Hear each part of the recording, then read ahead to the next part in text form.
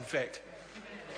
Question number 7, the Hon Clayton Cosgrove. Mr Speaker, my question is to the Minister of State-Owned Enterprises and asks, is he concerned about the potential loss of revenue from the float of Mighty River Power due to market uncertainty around water rights?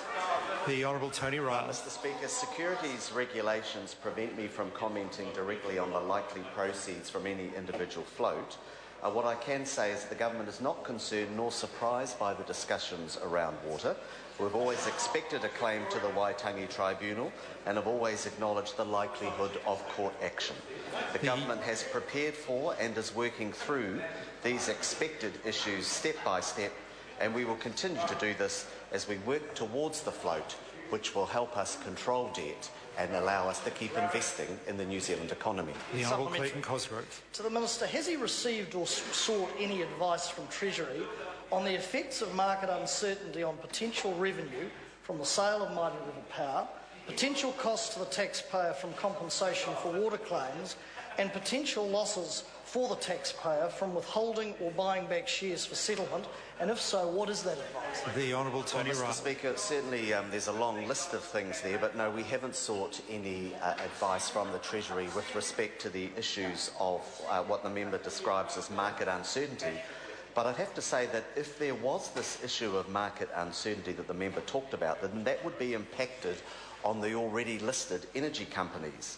I'm advised there's been no material impact on the share prices of the existing listed energy companies over the course of the Waitangi Tribunal.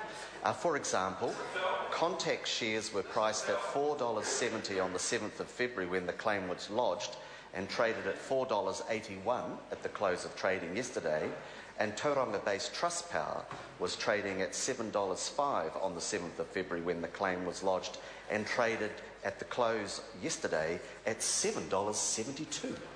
The Honourable Clayton Cosgrove. To the Minister, why did he not heed the warnings from numerous submitters during the consultative hui process in February, hundreds of submissions during the Select Committee hearings, public warnings by treaty experts, lawyers and economists that stated the issues around water needed to be resolved prior to the planned share offer?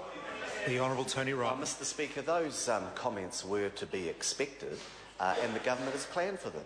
The fact is we are working through the issues step by step. These were to be expected and the government is prepared for them. The Honourable Clayton Cosgrove. Given that his government has been aware of the uncertainty around water rights for months, why did his government book the proceeds from selling the assets before they were sold? The Honourable Tony Ryall. Mr Speaker, I'm sure the government did what was appropriate for the rules at the time, and I think what they certainly indicate is that this government did receive a mandate from the people of New Zealand for this program, which is about controlling debt and continuing to invest in our economy. Parliamentary. The Honourable Clayton Cosgrove. Minister, why does he not delay the selling off of Mighty River Power until the water issues have been resolved so that the value of that asset can be clarified? The Honourable Tony Ryall. Mr Speaker, I think I've indicated to the House previously that the current issues before the Waitangi Tribunal are having no impact on the already existed hydro, electricity and energy companies on the New Zealand Stock Exchange.